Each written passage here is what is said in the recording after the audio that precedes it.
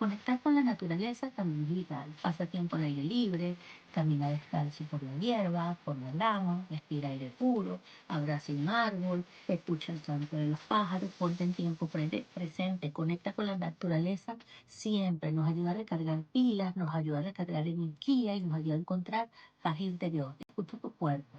Nuestro cuerpo es sabio, siempre nos envía señales. Si te sientes cansado, cansada, si tienes hambre, come. Si necesitas moverte, hazlo.